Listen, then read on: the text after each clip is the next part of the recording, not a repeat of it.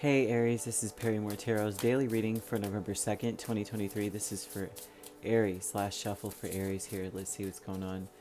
Aries, what we have is great achievement and present power. And this tells me that what you have finally gotten to is that you really, really do understand and recognize your true strengths. You know yourself. This is an energy of I know myself now. I get who I am. I know what I'm good at. I know what I need to work on, and that's is good with me. Um, you have worked through some disappointment. You have figured out a clever way to work around your weaknesses. This is about just knowing them, understanding this. No one needed to tell you what you're weak at or what you don't know what to, like somebody's always pointing out your flaws or something. No one needed to point this out for you at all. This is something where it's like, I already know what my issues are, okay? And I know what I need to do, but I also know how to work around them. And this is about believing in yourself despite your circumstances. Hold on, something fell. Okay, so we have the King of Wands and the Three of Swords. And this tells me that you may have been disappointed that you are always considered a leader. You may have this energy around you where people, like you emanate this essence around people of a leader. Everyone just recognizes you as this person that just knows what's going on. You know how to get the job done, but you're a leader that makes sure that your objectives are met.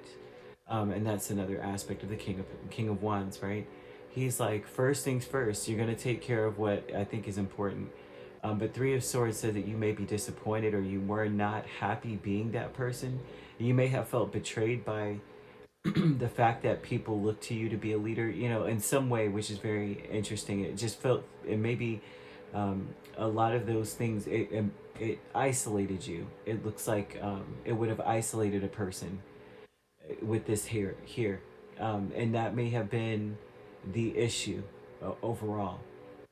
And now you have great achievement with Three of Swords, Four of Swords, Magician, and Five of Cups. You have figured out a clever way to work around this whole thing. Like, okay, well, I'll use it to my benefit then, kind of thing. Your present power is Three of Pentacles and the High Priestess.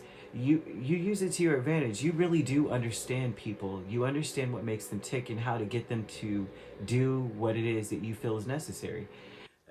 I mean, that's just the bottom line. It seems like at first it was like, gosh, why does everybody keep looking at me like that? Why does everybody consider me this way? You may have been a person that may have been very early on or very quickly considered to be a manager or promoted in business or at work.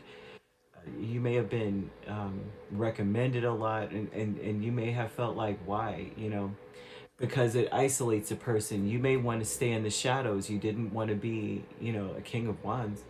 It's like, I want to be a King of Wands to myself, but not to the world. Like, some people are drunk off of power, and it seems like you were disappointed by it a little bit.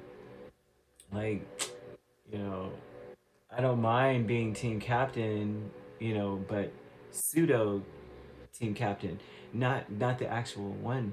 Uh, for some of you, this seems like there's a lot of you that are not comfortable with higher levels of authority or, um, like the responsibilities of being in a higher level.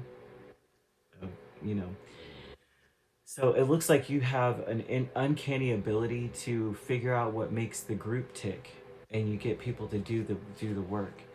A creative endeavor is King of Cups and the Three of Wands, and it's mostly because you care about getting the job done and getting it done quickly. You like to just get it done.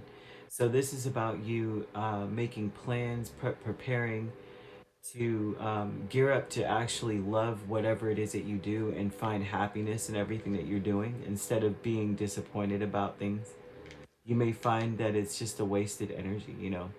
It's a wasted energy to be to lament over one's situation, especially be stuck in your head over it, because I mean, what's the point when you could do something about it? Why waste your time being unhappy? And I think that's where you're at Why are you wasting your time? It seems like you had to really sit down and meditate over that. Like, why am I upset about this? Maybe I can benefit from this in some way. All of us can, you know, everyone can. So we have great gratitude here with the Star and with Two of Cups. And you may be grateful. This is an energy of thinking about the gratitude you have for things coming together, for the camaraderie, the fun that you have. The reason why people really like you or see you as a leader is because of how fun it is to work around you or to be around you. You may be a very jovial person, right? Albeit a little bit serious, they're showing a little energy of seriousness, but fun nonetheless.